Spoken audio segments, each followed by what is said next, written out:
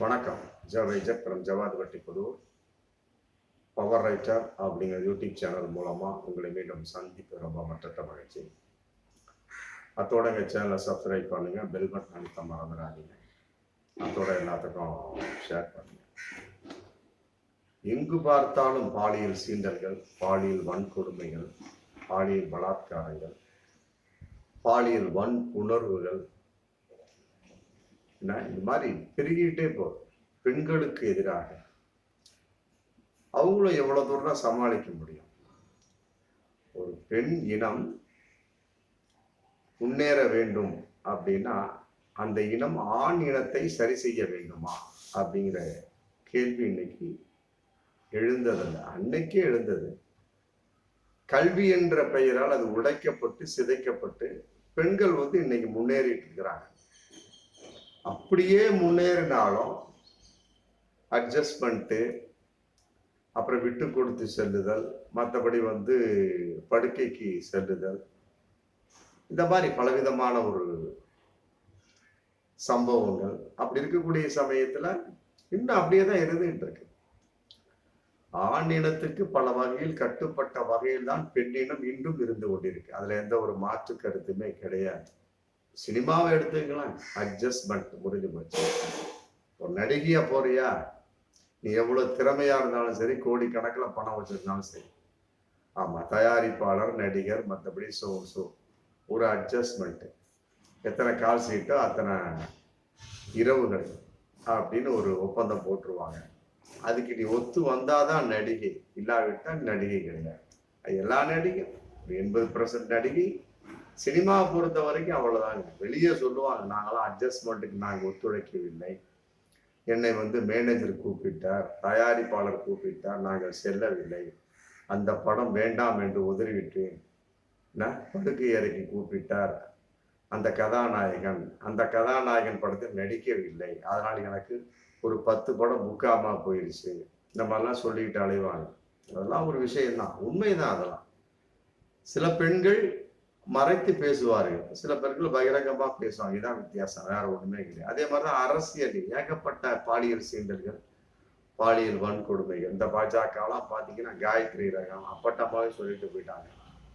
ஆமா, பாலியல் சீண்டல் உள்ள ஒரே கட்சி பாஜகன்னு சொல்லிட்டு போயிட்டாங்க. அப்புறம் இந்த சசிகலா புஷ்பா கையமோன்ற கேடி ராகவன் சம்பந்தப்பட்ட வீடியோஸ், மற்ற ஏதோ ஒரு அந்த ஏரியாவில் அப்படியே ஒரு ஆள் தோண்டுவார் பாஜகவில், அப்படி பின்னாலே அப்படி பொம்பளை அடிப்பயிர் அடி தோண்டிட்டு செல்போனை எடுப்பார். அந்த மாதிரிலாம் பல விதமான சீண்டல். எடியூரப்பா செய்யாத சீண்டலா இந்த 7-8 மாசத்துக்கு முன்னால கூட அவர் மேல மீண்டும் ஒரு கம்ப்ளைண்ட், எடியூரப்பா பாலியல் புகார் இன்னைக்கு போயிட்டு தான் இருக்கு பாஜக. இந்த மாதிரி அரசியல்லையும் ஒரு அட்ஜஸ்ட்மெண்ட் இல்லை அப்படின்னா கட்டாயமாக ஒரு பெண்ணால் முன்னேற முடியாது, நிம்மதியாக இருக்க முடியாது, பெரிய ஆளா வர முடியாது. அந்த மாதிரி அப்ப இதே மாதிரி பார்க்கின்ற சமயத்தை பல வேலை பார்க்கக்கூடிய இடங்கள்ல, வேலைக்கு போகக்கூடிய இடங்கள்ல, சம்பாதிக்கக்கூடிய இடங்கள்ல, மற்றபடி சம்பளம் வாங்கக்கூடிய இடங்கள்ல, ஒரு சாதாரண ஒரு செக்யூரிட்டி கூட தன் நிலைப்பாட்டை மாற்றி ஒரு பெண்ணை அட்ஜஸ்ட்மெண்ட்டுக்கு கூப்பிடக்கூடிய ஒரு சூழல், படுக்கை அறைக்கு கூப்பிடக்கூடிய ஒரு சூழல், படுக்கையை பகிரக்கூடிய ஒரு சூழல், மற்றபடி பப்ளிக்காவே வர்றியான்னு கூப்பிடக்கூடிய ஒரு சூழல்லாம் இருந்துட்டு இருக்கு. ஆமா, இதெல்லாம் ஒரு தனி ஃபீல்டா இருக்கு. ஆனா இன்னைக்கு கல்வித்துறையில புகுந்து விட்டது அப்படிங்கிறது பகிரங்கமான ஒரு விஷயமா போயிட்டு. ஆமா, கல்வி கற்கிறதுக்கும் இனிமே வரும் காலங்கள்ல பெண்கள் அட்ஜஸ்ட் பண்ண வேண்டுமா அப்படிங்கிற ஒரு கேள்வி வந்தாச்சு. பெண்கள் வகையில் ஏகப்பட்ட பாலியல் சீண்டல்கள், ஏகப்பட்ட வன்கொடுமைகள் அடுக்கிட்டே போகலாம். இப்ப கொல்கத்தா நடந்துச்சு பார்த்தீங்களா, அது கூட ஒரு அட்ஜஸ்ட்மெண்டான விஷயம் தான். பாலியல் சீண்டல், பாலியல் வன்கொடுமை. அந்த பொண்ணு பலாத்காரம் செய்யப்பட்டு கொலை செய்யப்பட்டிருக்கலாம். ஏதோ ஒரு வகையில ஒரு அட்ஜஸ்ட்மெண்ட்டுக்கு அந்த பெண் தவிர்த்திருப்பார். அதனால என்ன பண்ணிட்டாங்க, கூட்டு பலாத்காரம் கொல்கத்தாவில் நடந்துட்டு, கூட்டு பலாத்காரம் போன வாரம் நடந்தது, 8/8/2027 நடந்தது. கூட்டு பலாத்காரம் செய்யப்பட்டு அந்த பெண் கொலை செய்யப்பட்டு பக்கத்துல கான்ஃபரன்ஸ் ஹாலில் போட்டு போயிட்டாங்க, முடிஞ்சு போச்சு. இன்னைக்கு சஞ்சய் ராய் அப்படிங்கிற ஏதோ ஒரு ஆளை வந்து கைது பண்ணி வச்சிருக்கிறாங்க. எந்த அளவுக்கு உண்மையா அப்படிங்கிறதெல்லாம் தெரியாது. கூட்டு பலாத்காரம் போல ஒரு நபர் தானே வந்திருக்கு. பிரேத பரிசோதனையில அதுல வந்து போஸ்ட்மார்டம் ரிப்போர்ட் வந்து கூட்டு பலாத்காரம், ஒன்றுக்கு மேற்பட்ட ஆண்கள் உறவு கொண்டிருக்கிறார்கள் அப்படின்னு வந்திருக்கு. ஆனா போலீஸ் புடிச்சு வச்சிருக்கு சஞ்சய் ராய் அப்படிங்கிற ஒரு ஆளு தானே. அப்ப மிச்சால் எங்க போனாங்க? புரியலையா? ஏகப்பட்ட ஒரு விஷயத்துல அன்னைக்கு அது ஒரு வகையான அட்ஜஸ்ட்மெண்ட் விளக்கம் தான். அப்படிதான் நம்ம பார்க்கக்கூடிய ஒரு சூழல். அது கல்வி சம்பந்தப்பட்ட ஒரு அட்ஜஸ்ட்மெண்ட். அதே மாதிரி கோவையில வந்து ஒரு சம்பவம். ஒரு டாக்டர் கோவை கவர்மெண்ட் ஆஸ்பத்திரியில ஒரு டாக்டர் ஃபோர் வீலர் விட்டுட்டு போறாங்க. நைட்ல வந்து வண்டி எடுக்கக்கூடிய சமயத்தை திடீர்னு ஒருத்தன் கையை போடுறான், காலா போடுறான், தடா புடான்னு அங்க கையை வைக்கிறான். நம்ம அழுதுகிட்டு வந்துருக்கு. அவனும் ஓடி போய் தப்பிச்சு போயிடுறான். அப்புறம் மிட் நைட்ல வந்து அவனே வந்து கையில காலில் ஏதோ காயம் ஓடின வகையில தப்பி ஓடின வகையில கையில காயம் போட்டிருக்கு போல இருக்கு. அதை கட்டு போறது அந்த டாக்டர்கிட்டே வர்றான். இது அந்த மருத்துவமனைக்கே வரான். டக்குன்னு பார்த்து பிடிச்சிடுறாங்க. இதுவும் ஒரு வகையான ஒரு அட்ஜஸ்ட்மெண்ட் இன்மை வெளிப்பாடு தானே. அந்த இடத்துல அந்த டாக்டர் அட்ஜஸ்ட் பண்ணியிருந்தாங்கன்னா அவ யாரோ அது ஏதோ ஒரு நாதாரி நாய் விட்டுருங்க. பட் அந்த அம்மா வந்து இன்னைக்கு என்ன பண்ண போறாங்க? வேணாப்பா இந்த சாமி இந்த வேலையே வேணாம், இந்த இடமே வேணாம், இப்படியான இந்நேரம் அவங்க டிரான்ஸ்ஃபருக்கு எழுதி கொடுத்துருப்பாங்க. கோவையில் அந்த சகோதரி அந்த மாதிரி. அதே மாதிரி ஊப்பியில அநியாயமா ஒரு நர்ஸு, ஆமா அந்த அம்மா பொண்ணு வந்து ஊப்பி உத்தரகாண்ட்ல வந்து வேலை செஞ்சுட்டு இருக்கு. பார்த்துருக்கேன், வாட்ச் பண்ணிக்கிட்டே இருந்திருக்கேன். டக்குன்னு பார்த்து இருக்கிறத அமௌண்ட்டை பிடிங்கிட்டு கொலை செய்த பார்த்து விட்டானா. பலாத்காரம் பண்ணி கம்ப்ளீட்டா எல்லாத்தையும் வேலையை முடிச்சு கல்லை அடிச்சு உடைச்சு மூஞ்சி உடைச்சு நாசம் பண்ணி முகமே தெரியாம பண்ணிட்டு ஒரு நர்ஸை பண்ணிட்டு போயிட்டாங்க. இந்த மாதிரி அடுக்கிட்டே போனா ஏகப்பட்ட விஷயம். அதே மாதிரி இதுல ஒடிசாவில் ஒரு சம்பவம். ரெண்டு லேடிஸ் வந்து கார்டியாலஜிக்கு சம்பந்தப்பட்ட வகையில இருதய சம்பந்தம் டெஸ்ட் பார்த்துக்கிறாங்க. பார்த்தா டாக்டரே வந்து வேலையை விட்டான். அந்த 2 லேடிஸை வந்து அங்க இசிஜி எடுக்கணும், இங்க எக்கோ எடுக்கணும், அங்க வந்து அப்புறம் இது ஆஞ்சியோகிராம் கஷ்டப்பட்டு கூட்டிட்டு போய் அப்படியே சோழியை முடிச்சுட்டான். அதுக்கு அடி வயிறு வலிக்கு டெஸ்ட் பண்ணி பார்த்தா இவன் மேட்டரை முடிச்சிருக்கிறான். டாக்டர் அங்க இருக்கக்கூடிய மருத்துவர் முடிச்சிருக்கிறார். இந்த மாதிரிலாம் எங்குமே பாதுகாப்பின்மையான ஒரு விஷயமா இருக்கு. அதே மாதிரி சின்ன வயது பெண்கள் கர்ப்பம் எங்க பார்த்தாலும் இப்ப அந்த ஒரு 4-5 மாசம் ஏகப்பட்டது பெருத்து போய் சின்ன வயசு கர்ப்பம். கேட்டா வந்து 10 வயசு 12 வயசு பெண் குழந்தை பிறந்தது, ஆண் குழந்தை பிறந்தது அப்படின்னு போயிட்டு போக்சோ சட்டத்தை எத்தனை தடவை தான் பயன்படுத்துறது? ஒண்ணுமே கிடையாது. என்ன ஆச்சு? எங்க நீதிபதியே கை செய்தப்படுறாங்க. என்னங்க இதெல்லாம் இவனெல்லாம் கூட்டிட்டு வந்து என்னங்க நாங்க பண்றது அப்படின்னு கூட பண்றாங்க. அதே மாதிரி இளம் வயதுல கல்யாணம். இந்த அன்னைக்கு ஒரு 4-5 நாளைக்கு முன்னாடி ஒரு 16 வயசு பொண்ணுக்கு வந்து ஒருத்தர் தாலி கட்டியிருக்கிறான். ஏன் அவனுக்கு தெரியாதா? இல்லை, இவெல்லாம் வந்து வருத்தப்படாத வாலிபர் சங்கம் படம் பார்க்காதவனா இருப்பான். அந்த படத்தை ரொம்ப தெளிவா சொல்லியிருப்பான். மற்றபடி சட்டங்கள்னு ஒண்ணு இருக்கு. ஆணுக்கு இத்தனை வயசு, பெண்ணுக்கு அத்தனை வயசு. 16 வயசு பண்ண வந்து கல்யாணம் பண்ணலாமா? இது தாலியை கல்யாணம் பண்ணது மற்ற ஏதோ பண்ணிட்டோம் கூட. தாலியை கட்டி அதை தூக்கி வைரலாவாக்கி இதுல போட்டு அதை ஒருத்தர் பிடிச்சி வைரல் பண்ணி விட்டானுங்க. போலீஸ் போயிட்டாங்க, முடிஞ்சு போச்சு. இல்லை, இதெல்லாம் வந்து தவறுங்கிறது அவனுக்கு தெரியாதாங்கிற என்னுடைய கேள்வி. இந்த மாதிரி ஏகப்பட்ட விஷயம் அப்படியே அடிக்கிட்டே வர சமயத்தில் மிக கொடூரமான ஒரு சம்பவம் நடந்திருக்கு. கிருஷ்ணகிரி மாவட்டத்துல பர்கூர் பக்கத்துல கந்திக்குப்பம் அப்படிங்கிற ஒரு இடத்துல ஒரு தனியார் இருக்கு. அதுல வந்து போன வாரத்துல வந்து ஒரு 4-5 நாளைக்கு வந்து என்சிசி முகாம் ப்ரோக்ராம் நடந்திருக்கு. என்சிசி பயிற்சி ப்ரோக்ராம் நடந்திருக்கு. அதுல வந்து ஒரு 17 மாணவிகள் வந்து பங்கேற்றிருக்கிறாங்க. ஆமா, அதுல மெயின் என்சிசி பங்கேற்கக்கூடிய ஆள் வந்து சிவராமன் அப்படிங்கிற ஒரு ஆள். அந்த ஆள் வந்து நாம் தமிழர் கட்சியில வந்து உறுப்பினராக இருக்கார். அதாவது வந்து இளைஞர் பாசறையில வந்து கிருஷ்ணகிரி மாவட்ட கிழக்கு மாவட்ட செயலாளராக இருக்கிறார். அவர் தான் வந்து ஹெட்டு போல இருக்கு. அப்படியே பார்த்துக்கிட்டு எல்லாம் பண்ணி பயிற்சி பண்ணக்கூடிய சமயத்தை திடீர்னு ஒரு 8ஆம் வகுப்பு படிக்கக்கூடிய ஒரு 8-5-13 வயசு பொண்ணு. அது என்சிசிலாம் தெரிஞ்சதானே. உடம்பெல்லாம் வந்து கட்டுக்கோப்பா இருக்கணும், நல்லபடியா இருக்கணும், அழகு இருக்கே இல்லையோ கட்டுக்கோப்பா இருக்கணும். அப்படிங்கிறப்ப அது எல்லாத்துக்குமே அந்த ஒரு தவறான எண்ணங்கள் வருதா என்னன்னு தெரியல. மற்றபடி சிவராமன் போன்றவர்களுக்கு மட்டும் வருதா அப்படிங்கிறது அவனுக்கு தெரியல.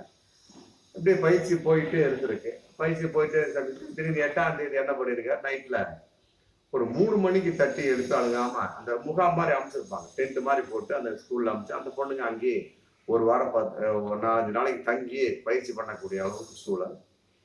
பயிற்சி பண்ணியிருக்கிறேன். சிவராமனும் பயிற்சி கொடுத்துருக்கிறாரு. அவரோட சேர்த்து ஒரு 8-7 பேர் பயிற்சி பண்ணி கொடுத்துருக்குறாங்க.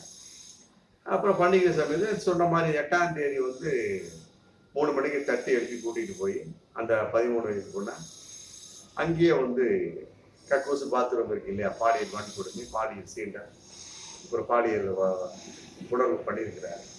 பண்ணி முடிச்ச விட்டு அப்படி விட்ட உடனே இந்த பொண்ணு வந்து அங்கே இருக்கக்கூடிய பள்ளி முதல்வர் சதீஷ்குமார்கிட்ட சொல்லியிருக்கு.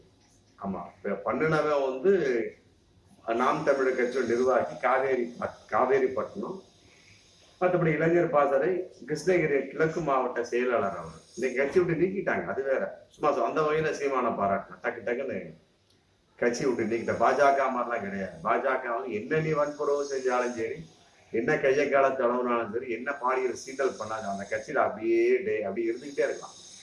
தமிழிசை சொன்ன மாதிரி இங்க இருக்கிற அத்தனை பேரும் பிராடு தான்ப்பா இருக்கிறாங்க அப்படின்னு தமிழிசை சொன்ன மாதிரி அந்த மாதிரிதான் போயிட்டு இருக்கு.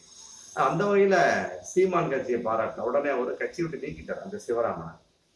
அப்புறம் என்ன பண்ணிருக்க, அந்த பொண்ணு வந்து சதீஷ்குமார் அந்த பள்ளி முதல் ஹெட் மாஸ்டர் சொல்லியிருக்குது. அவரு இதெல்லாம் கண்டுக்காதம்மா விட்டுருமா அப்படின்னு சொல்லியிருக்காரு. சினிமாவில் சான்ஸ் கேட்குற மாதிரி, மற்றபடி வந்து வேலை வாய்ப்புல கேட்குற மாதிரி, அரசியல போன மாதிரி அந்த கான்செப்ட் மாதிரி இவர் நினைச்சு சதீஷ்குமார் சொல்லிட்டாங்க. அவர் பெரிய விஷயம் இல்லை, பெருசுப்படுத்த வேணாம்னு சொல்லியிருக்காரு. இந்த பொண்ணு அப்படியே விட்டுச்சு. ஆனா 16ஆம் தேதி ஒரு 8 நாள் அடுத்த வாரம் ஒரு வாரம் கழிச்சோன்னா அது பாடியில வந்து ஏதோ ஒரு விஷயம் நடந்திருக்கு. ஒரு கெமிக்கல் ஒரு விஷயம் நடந்த உடனே, ஏன்னா பாலியல் வன்கொடுமை இல்லை, அவர் எவ்வாறு செய்தா புலந்தார் அப்படிங்கிற கான்செப்ட் இருக்கு.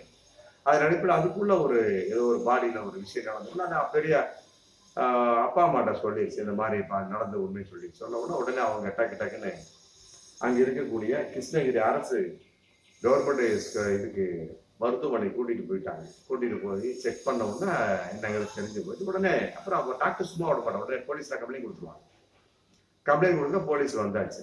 வந்த உடனே யாரு என்ன சமாச்சாரங்கிறத மெயின் வந்து சிவராமன் சதீஷ்குமார் அப்படிங்கிறது தெரிஞ்சு போச்சு. உடனே 2 பேர்த்து போலீஸ்ல கம்ப்ளைண்ட் பண்ணி கைது பண்ணியாச்சு. மிச்சம் இருக்கக்கூடிய 7 பேர்த்து மேலேயும் கம்ப்ளைண்ட் பண்ணி கைது பண்ணி இன்னைக்கு வச்சிருக்காங்க. அதுல குறிப்பா வந்து சிவராமன் நாம் தமிழர் கட்சியில இருந்தவர் சொன்ன பார்த்தீங்கன்னா, முன்னாள் இளைஞர் பாசறை கிழக்கு மாவட்ட கிருஷ்ணகிரி செயலாளர். அவர் வந்து தப்பிச்சு ஓடினவர், அவருக்கு வலை போட்டு இன்னைக்கு பிடிச்சிட்டாங்க. அந்த மாதிரி ஒரு சூழல் இந்த மாதிரிலாம் நடந்துகிட்டு இருக்கு. அவரு கேட்கக்கூடிய சமயத்துல அவர் ஏகப்பட்ட பேர்ட்ட கை வச்சிருப்பாரு. கிருஷ்ணகிரி, மற்றபடி தர்மபுரி, இங்க எல்லாம் ஏகப்பட்ட லேடிஸ்ட கை வச்சிருப்பாரு அவருக்கு. இது வந்து இனிமேல் ஒவ்வொன்றா வரக்கூடிய ஒரு சூழல். இது மாதிரிதான் பிரிச்சு பூசம் கான்செப்ட். ஒரு 17 வீராங்கனைகள் கை வச்சாரு பாருங்க. அவர் என்ன பண்ணாங்கன்னு தெரியல. இது வரைக்கும் ஒரு பாஜக தான் அப்படித்தான். முதல்ல சொன்ன மாதிரி பாஜகவுல இருந்துக்கிட்டு நம்ம எங்க வேணாலும் கை வைக்கலாம், ஒன்றும் பிரச்சனையே கிடையாது. அந்த கட்சியில இருக்கலாம், எங்க வேணாலும் கை வைக்கலாம், கட்சியிலே இருக்கலாம், யாரும் ஒன்றும் பண்ண மாட்டேங்க. என்ன நீ செஞ்சாலும் அட்டை மாதிரி அப்படியே ஒட்டிக்கலாம். என்ன தவறு செஞ்சாலும் சரி நீக்கப்படவே மாட்டாங்க. அதையும் மீறி நீக்கிட்டாங்கன்னா ரொம்ப அதிசயம். ஆமா, ரொம்ப அதிசயம். காயத்ரி ராமன் தானா விட்டு விலகி ஓடுனவர் தான். புரியுது. அதையெல்லாம் விட இந்த கல்யாண ராமன், மற்றபடி திருச்சி சூர்யாங்கிற கான்செப்ட்லாம் தொல்லை தாங்க முடியல நிற்கிறதானுடைய, மற்றபடி வந்து அதெல்லாம் ஒரு பெரிய விஷயமே கிடையாது. அந்த மாதிரி பெரிய விஷயமா இருக்கு. அதன் அடிப்படையில வந்து இன்னைக்கு வந்து நாம் தமிழர் கட்சியில் நடந்த சிவராமனை வந்து கட்சி விட்டு நீக்கிட்டாங்க. மற்றபடி வந்து இன்னைக்கு அப்படி ஒரு சூழல்ல NCC முகாம்ல ஒரு பெண்ணுக்கு வந்து பாலியல் வன்கொடுமை, பாலியல் வன்புணர்வு நடந்திருக்கு பாருங்க. இப்படிலாம் இருக்கக்கூடிய சமயத்துல பெண்கள் வந்து எதிர்காலத்துல எப்படி வந்து ஒரு கல்வியை நோக்கி வருவாங்க, அதான் என்னுடைய கேள்வி. ஏன்னா வரக்கூடிய சதவீதங்கள் ரொம்ப குறைந்து விடும் அப்படிங்கிறாங்க. நல்லா படிக்கிறாங்க, ஆண்களை விட நல்லா படிக்கிறாங்க, திறமசாலியா இருக்கிறாங்க. இப்படி இருக்கக்கூடிய சமயத்துல வன்புறவு, பாலியல் சீண்டல் இருக்கக்கூடிய சமயத்துல எந்த பெண்ணுக்கு படிக்க தோன்றும்? அதையும் மீறி பல பெண்கள் இன்னைக்கு படிச்சுட்டு தான் இருக்காங்க. போடா நீயாச்சு நீயா அப்படின்னு சொல்லி போட்டு அதற்கும் கம்பெனி கொடுத்துக்கிட்டு, மற்றபடி அதையும் மீறி பல பெண்கள் பல தொழில் நிறுவனங்கள் வேலை பார்த்துட்டு தான் இருக்காங்க. பல சினிமாக்கள் நடிகையா இருந்துகிட்டு தான் இருக்காங்க. அரசியல்ல வந்து அரசியல்வாதியா இருந்துகிட்டு தான் இருக்கிறாங்க. அதுல எந்த ஒரு மாற்று கருத்துமே இல்லை. இருந்தாலும் வந்து இது வளர்ந்துகிட்டே போகக்கூடிய சமயத்து இது வந்து பெண் இனத்துக்கு ஏற்படக்கூடிய இழுக்கு தானே, அதை நம்ம பார்க்கணும். இல்லை, பெண் இனத்துக்கு ஏற்பட இழுக்கு தானே. இப்படிப்பட்டவள திருந்தணும். திருந்தல அப்படின்னு வச்சுக்கலாம். சில பெண்கள் பார்ப்பாங்க, ஆனா போட அப்படி போட்டு கல்வியை கற்காமல் போயிட்டாங்கன்னு வைங்களேன், எவ்வளவு பெரிய ஒரு நஷ்டம் தெரியுங்களா இந்த சமுதாயத்துக்கு. உண்மையிலே இதெல்லாம் விட்டு கொடுக்க முடியாது. ஆமா, பாலியல் சீண்டல், பாலியல் வன்கொடுமை பெண்களுக்கு எதிரானதை நம்ம கண்டிச்சே ஆகும். அதுல மாற்று கருத்தே கிடையாது. மற்றபடி எப்படிப்பட்ட ஆளா இருந்தாலும் தூக்கி உள்ள போட்டு கும்மாங்குத்து குத்தியே ஆகணும். அதுலயும் மாற்று கருத்தே கிடையாது. அது எவ்வளவு பெரிய ஆளாதான் சரி, கட்சியை நீக்கியோ அதுலயும் மாற்று கருத்தே கிடையாது. ஆமா, பார்ப்போம் மீண்டும் அடுத்த வீடியோல.